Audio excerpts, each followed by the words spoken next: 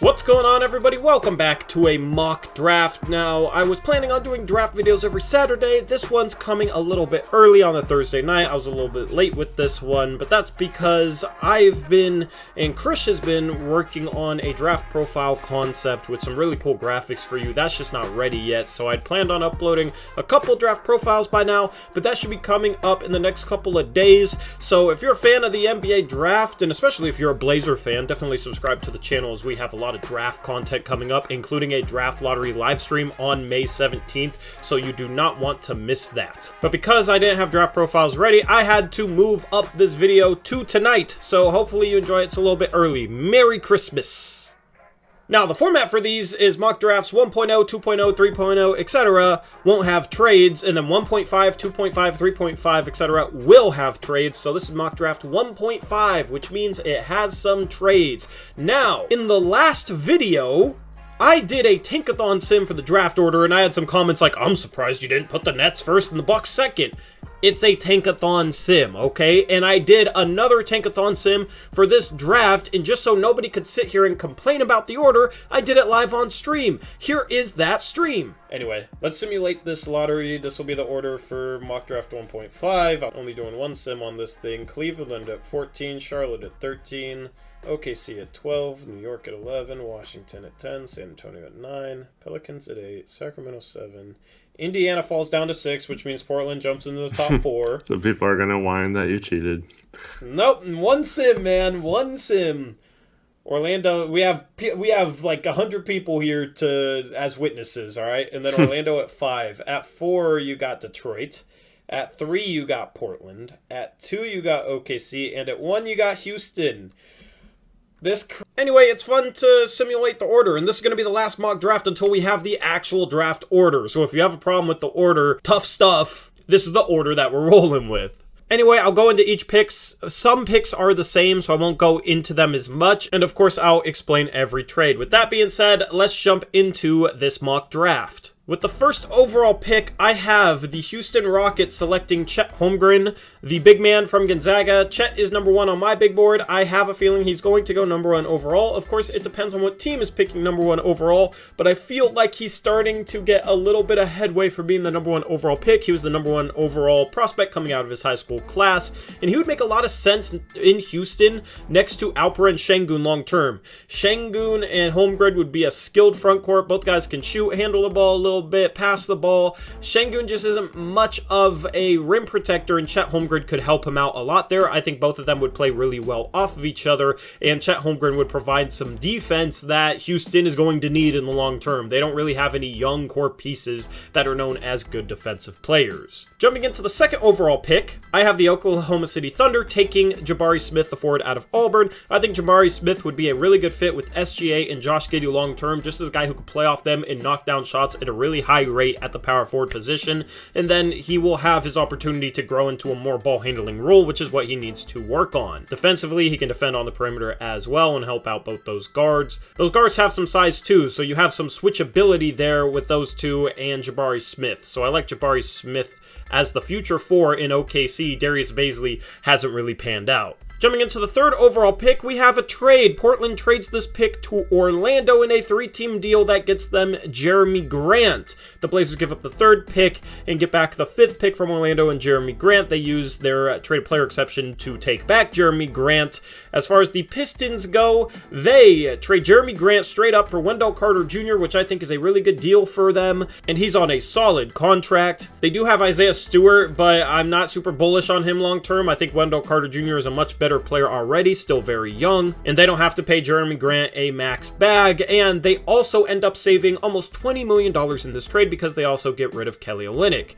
And then for the Magic, they trade Wendell Carter Jr. in the 5th pick and get back the 3rd pick in Kelly Olynyk. They have Mo Bamba as a restricted free agent. It would make sense for them to potentially move Wendell Carter Jr. because I think he's a center long term, and if they want to bring back Mo Bamba, and if they can trade into the top 3 of this draft, then it makes a lot of sense. And with the 3rd pick in the NBA draft, the Orlando Magic select Paolo Banchero. I like Banchero's fit next to Mo Bamba. Banchero gives them another playmaker. They do have a lot of guards. They're going to have to figure out which ones they want, but they don't really have a power forward for the future. That could have been Jonathan Isaac, but he hasn't been able to see the floor, and Jonathan Isaac can also play the 3. There's also a chance that he's moved this offseason, so Paolo Banchero makes a ton of sense in Orlando. Giving up Wendell Carter Jr. as well as the 5th pick for Banchero and Kelly Olynyk, I think, is a trade that makes sense for Orlando. With the 4th overall pick, I have the Detroit Pistons selecting Jaden Ivey, the guard out of Purdue. Jaden Ivey makes a ton of sense in Detroit, in my opinion. He and Cade Cunningham make a big backcourt. Jaden Ivey is kind of a combo guard, 6'4", 6'10 wingspan. If you can play a bigger point guard next to him, Cade Cunningham, 6'6", 6'7", then it makes a lot of sense on both ends of the floor, and therefore I like Jaden Ivey's fit here in Detroit. He also stays close to his home state in Indiana.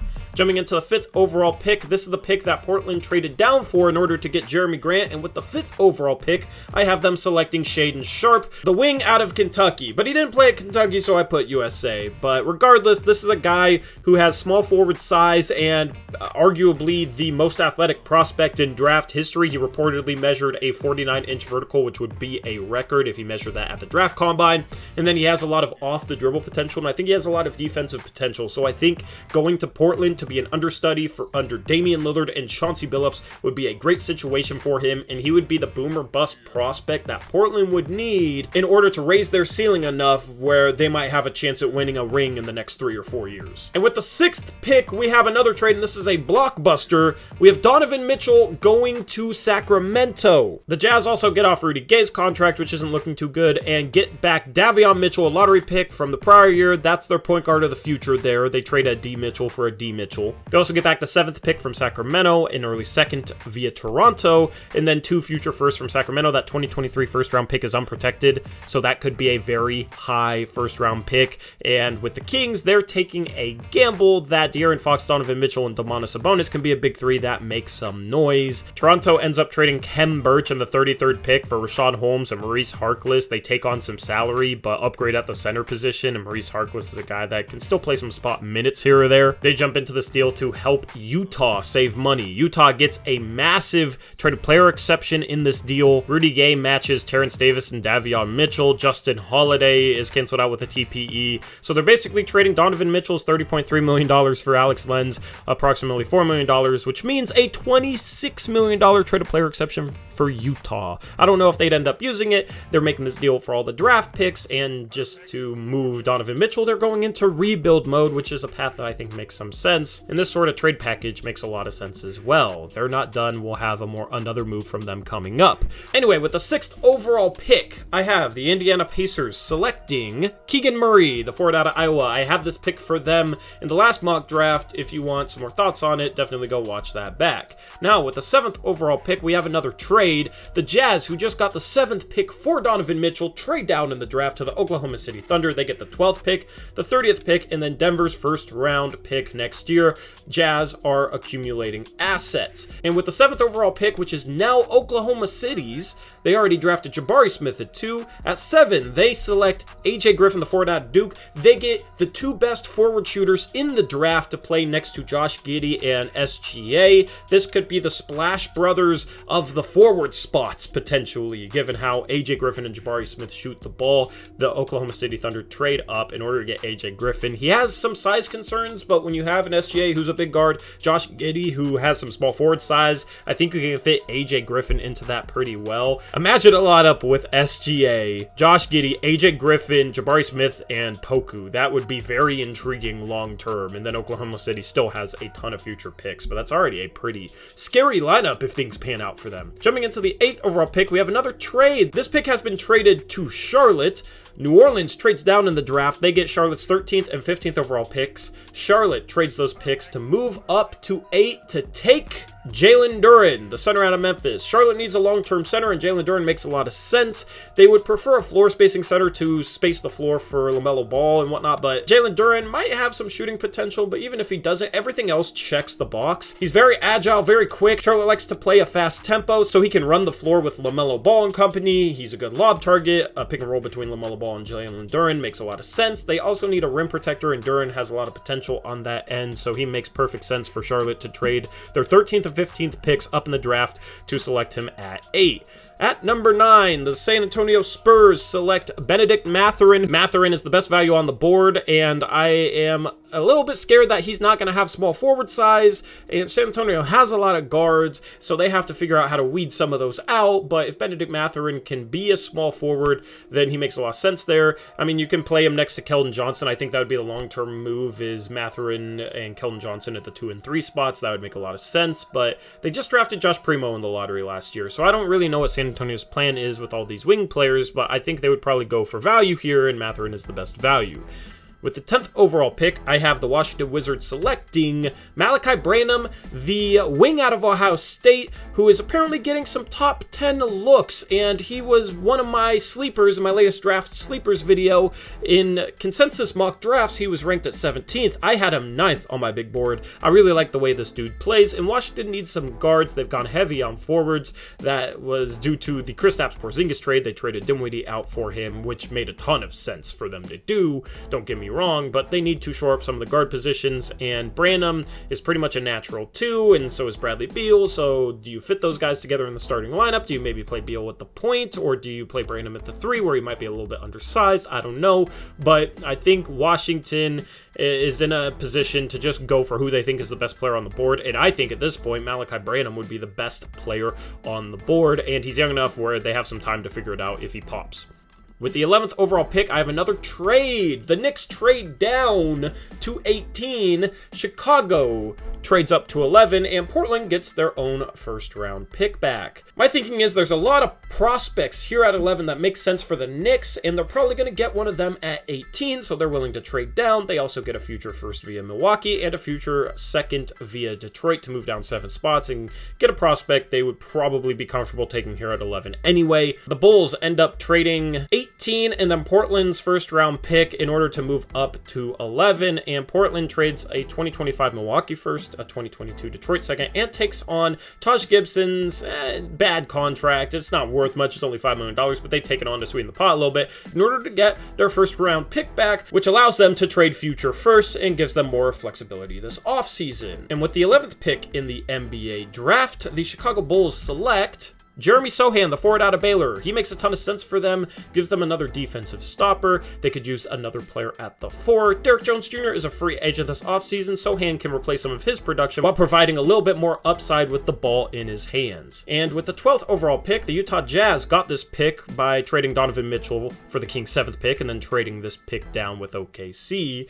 They end up selecting Johnny Davis, the guard out of Wisconsin. He replaces Donovan Mitchell probably in the starting lineup right away, and they're hoping that they can strike magic again like they did with Donovan Mitchell in this range of the draft with Johnny Davis, who has fallen down draft boards compared to where he peaked around 5 or 6 earlier in the season, but he definitely has the potential to be a dominant scorer in this league, a lights-out scorer, and Utah is going to bank on that. With the 13th overall pick, the New Orleans Pelicans, who traded down for this pick with Charlotte, end up taking Tari Eason, the forward out of Baylor. Hold up, last video I said Kendall Brown from LSU. This video I said Tari Eason from Baylor. I'm tripping and mixing these guys up for whatever reason. Let me fix that. To be another Herb Jones, hopefully in their case, another defensive stopper. They're trying to load up on defense after they got the good lead offensive guard that they needed in CJ McCollum. They just need good defenders around CJ McCollum, Brandon Ingram, and Zion Williamson. They already got Herb Jones. Larry Nance Jr. is a solid defender, and they're hoping that Tari Eason can come in and do the same. With the 14th overall pick, the Cleveland Cavaliers select Ochai Agbaji, the wing out of Kansas. They just go for another scorer who could be a good fit as the starting shooting guard in the backcourt next to Darius Garland. Colin Sexton's status is up in the air, so who knows what they do with him. Agbaji makes a lot of sense for them. With the 15th overall pick, we have another trade. Rudy Gobert is getting traded. As I said, the Jazz are blowing it up. The Hawks end up trading John Collins, Onyeka Okongwu, and Clint Capella for Rudy Gobert and Royce O'Neal. They have struggled defensively. Trae Young's a very poor defender. They need to try and get a secondary piece that is dominant defensively, and that is Rudy Gobert. Also a good pick and roll lob target for Trae Young to throw to. Clint Capella is solid, but was better last year than he was this year, and the Hawks, who have a decent amount of depth, are willing to consolidate that for Rudy Gobert, and then they also get a nice 3-and-D role player back in Royce O'Neal. For the Pelicans, they end up trading the 15th overall pick, which is this pick coming up, as well as Devontae Graham and Garrett Temple, in order to get Clint Capella in there, who's a defensive upgrade over Valanciunas. As I said, the Pelicans are trying to get better defensively, and then the Jazz trade out Rudy Gobert and get back John Collins to be their starting forward of the future. They get Onyeka Okongwu, who could maybe be their center of the future, a former top 10 pick who's still very young, and then they get this 15th pick, so a solid package back for Rudy Gobert. And with the 15th overall pick, the Utah Jazz select Umar Jang, the forward out of France, who makes a ton of sense for them, is just a boomer bust upside play to bring in to Utah. I'm a big Umar Jang fan. I talked about him a lot in my draft sleepers video. Definitely go check it out. But he's 6'9" with ball skills and defensive potential, and is just scratching the surface in my opinion. He's a boomer bust pick. He could end up being an all-star that people wonder how he fell here to 15, or he might end up being a bust. But with Utah stocking up on rebuilding assets,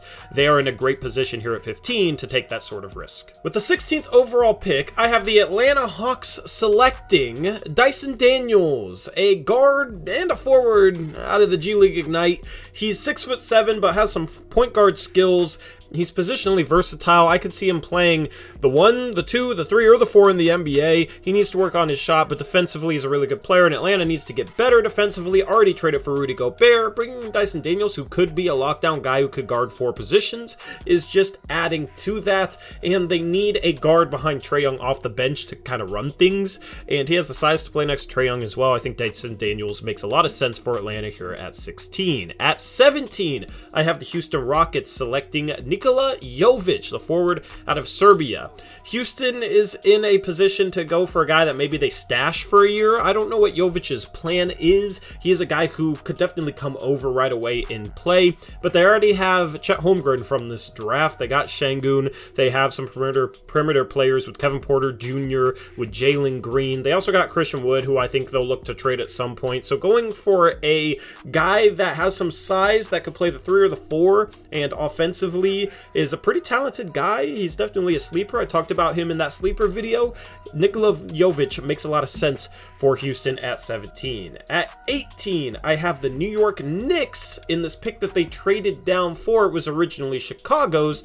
They traded down and they got Tai Washington, who makes some sense for them as a long-term point guard. They have some point guards there in New York, but not ones with staying power. Kemba Walker doesn't make much sense. Emmanuel Quickley, who's a bit of a combo guard. Derrick Rose isn't really a future rebuilding piece. So going out and getting a guy who could become the starting point guard long-term in Tai Washington makes a lot of sense for New York. And this type of prospect is why I think they might look to trade down a little bit in the draft to get another asset. At 19, I have the Minnesota Timberwolves selecting EJ Lidell, the power forward out of Ohio State. I had this in the last mock draft, so if you want to hear my thoughts on it, go watch back the first mock draft. At 20, I have another trade. I have the Spurs trading this 20th pick to the Orlando Magic for Chicago's first-round pick next year and 2 future Orlando seconds. San Antonio has a lot of picks in this draft, so trading out of this pick makes some sense. Orlando also has 3 picks in this draft. This is their 4th pick, but they trade for this pick for a specific player, and that player is Marjan Beauchamp, who played in the G League Ignite. He has the size to play the small forward position. I think Orlando could be looking for a wing with small forward size at this spot, and he can definitely score the ball, and Orlando hasn't really shied away from these types of players in the past. They traded for an RJ Hampton. They've been willing to look at some different projects and try and see if they could pan out for them. Markelle Fultz is another one of those guys, so Marjan Beauchamp just feels like an Orlando type of pick to me, and they trade to take him here at 20. At 21, I have the Denver Nuggets selecting Kendall Brown, the forward out of Baylor. Denver needs a perimeter on-ball defender and a guy who can cut off Jokic with some athleticism, and Kendall Brown checks those boxes. At 22, I have the Memphis Grizzlies selecting Mark Williams, the center out of Duke. Right now, Steven Adams is the Memphis Grizzlies starting center, but he's kind of been played off the floor in the playoffs. They need a guy who's a little bit more mobile long-term to be their starting five-man, and I think that could definitely be Mark Williams. At 23, I have another trade. The Kings trade Rashawn Holmes to the Nets, who have a traded player exception to take on his contract, and they trade up from 37 to 23 in order to do so. The Nets trade down 14 spots in the draft and get a center that can help them next season. And with this pick, the Sacramento Kings select Wendell Moore Jr., the wing out of Duke. The Kings traded for Donovan Mitchell. They traded a lot of wing depth, so they're looking for somebody that could step in and play right away, maybe start at the small forward position, but just provide some playmaking off the bench, provide some shooting, and be an adequate defender. And Wendell Moore is a guy who'd be in the rotation right away, is probably ready to play right away. He was a multi-year player at the University of Duke, so Wendell Moore Jr. comes into Sacramento as a good fit given their roster construction after the Donovan Mitchell trade. At 24, I have the Milwaukee Bucks selecting Jalen Williams, the big man out of Arkansas who has been rising up draft boards. He's risen up mine. I've started to see other draft boards end up higher on this guy, but he's a mobile big man, 6'10", a little undersized for the center position, but he's a great charge taker around the rim, has decent agility and athleticism, showed flashes of knocking down a three-point shot last year at Arkansas, showed flashes of being able to pass. He's a guy who could be an absolute steal here or could be an absolute bust. Milwaukee is in position to take a risk on him, and I think Milwaukee would be the type of team to think that they could develop a guy like a Jalen Williams, the Arkansas version, because there's two Jalen Williams in this draft. Let's jump into 25, which is San Antonio. They draft Ismail Kamagate. I also had this pick in my first mock draft, just a draft and stash center who has some intriguing upside for the Spurs. They definitely don't shy away from international players. At 26, I have the Dallas Mavericks selecting Patrick Baldwin Jr. out of Milwaukee. Dallas goes for a guy with size that can shoot. Maybe he can replace the Kristaps Porzingis role. I know Kristaps Porzingis is 7'3", but he didn't play 7'3", and if Patrick Baldwin Jr.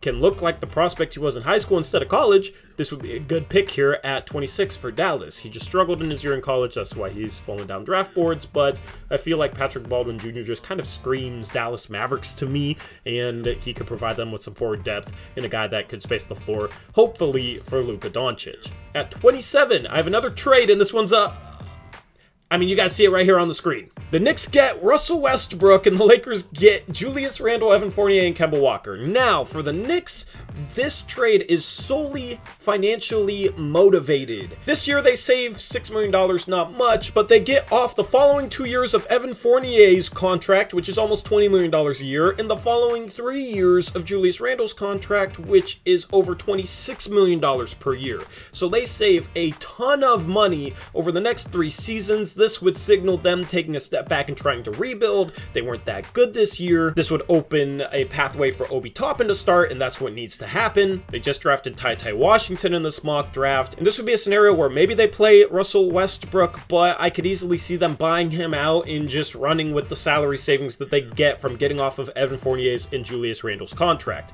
For the Los Angeles Lakers, the Russell Westbrook experiment did not pan out. They're in a position to just try anything, even if it means taking on bad contracts, if they're going to keep LeBron James and Anthony Davis. They end up bringing back Julius Randle. They get Evan Fournier, a guy who can play off the ball and shoot a little bit, and Kemba Walker could potentially start for them because their depth was not good last season at all, and they're not in a position to really go out and acquire a whole lot. So you could be looking at a starting lineup of Kemba Walker, Evan Fournier, LeBron James, Julius Randle, and Anthony Davis. It still has some fit issues, especially with Julius Randle. He doesn't make much sense in that lineup, but Russell Westbrook never did. So the Lakers are just trying to shake things up and get a better result, given the fact that they don't really have future assets, and they have LeBron James and Anthony Davis, and they just need to try something else other than Westbrook, because We've seen that movie and it didn't play out well, so I actually think this trade makes a ton of sense for both teams. Anyway, with the 27th pick, this is Miami. They end up taking Kennedy Chandler. He makes a ton of sense for them. Future Kyle Lowry replacement. This is also a pick that I had in my first mock draft. At 28, the Golden State Warriors select Christian Koloko, who makes a ton of sense for Golden State as a center of the future. James Wiseman looked like that guy. Who knows if he can get healthy? If he can, then that's obviously a great thing for Golden State. If he can't, they have a safe, high-floor fallback option for a rim protector, a good pick-and-roll big, a big who's shown some flashes of passing ability, which I think Golden State could cultivate, and he's just a guy that's probably ready to play right away. Terrific size, solid agility. He makes a ton of sense there in Golden State. At 29, I have the Memphis Grizzlies selecting Christian Braun, the wing out of Kansas. He's just a small forward with some size that can shoot a little bit and take guys off the dribble. I could see him being a steal here at 29 for Memphis, just like Desmond Bane was a steal at 30 a couple years ago for the Grizzlies. Kyle Anderson is a free agent this offseason. He might leave. Maybe Christian Braun could be an NBA-ready late first-round pick that could replace some of his production on the offensive end. He's not going to be Kyle Anderson defensively, but offensively, Christian Braun intrigues me. And with the final pick of the first round, this is Utah. They got it from trading down from 7 to 12 in the OKC trade. They end up selecting Walker Kessler to potentially be their center of the future now that they traded Rudy Gobert. They got John Collins. They got Onyeka Okongwu, who is going to be battling with Walker Kessler. Hopefully one of those guys could work out for them in this scenario. They also got Johnny Davis, Davion Mitchell. You got some rebuilding pieces already there in Utah, and they just add to that with Walker Kessler. Now let's take a look at the second round of this mock draft. Josh Mina, I need to do more research on him, but he's intriguing, and he feels like an Orlando Magic type of lottery ticket type of pick. Same thing with Orlando Robinson there at 35. Leonard Miller is an intriguing 6'10 playmaking forward who I could see rising up to the first round just based off of intrigue and hypothetical upside. I have Portland taking him at 36. Trevor Keels is a solid guy that could play right away for Brooklyn at 37. They ended up trading down from 23 to 37 to get Rashawn Holmes, but they're definitely happy there with Trevor Keels at 37. Jaden Hardy falls to 42. I still don't know what to make of him. I feel like he could fall a lot, or he could sneak up into the teens. He's definitely a controversial prospect in terms of his draft value. Vince Williams Jr. is a guy I like a lot off the bench for Memphis at 47, a guy that might be ready to play some spot minutes right away. David Roddy, same thing at 49 for Sacramento, who doesn't have much depth after going all in for Donovan Mitchell. He's a guy that if you can get him to lose some weight, he could be a definite steal here at 49. Dalen Terry is a 6'7 guy that can handle the ball, pass the ball, makes a lot of sense as kind of a point forward type of player for the Golden State Warriors. I had some more notable guys falling: Caleb Houston, Harrison Ingram, Isaiah Mobley. There's just multiple guys in the second round that I don't know what to make of their draft value, and depending on who's selecting, they could go anywhere from the 30s to potentially going undrafted. It just depends obviously on team fit and what those teams would be looking for in a player. Anyway, that wraps up Mock Draft 1.5. Let me know what you think about any of these selections or any of these trades down in the comment section below. Leave a like on this video, it does help me out, and subscribe if you want some more draft content because I have a lot for you coming up. With that being said, I'm out of here. I'll catch you in the next one. Until then, as always, peace out. Go Blazers.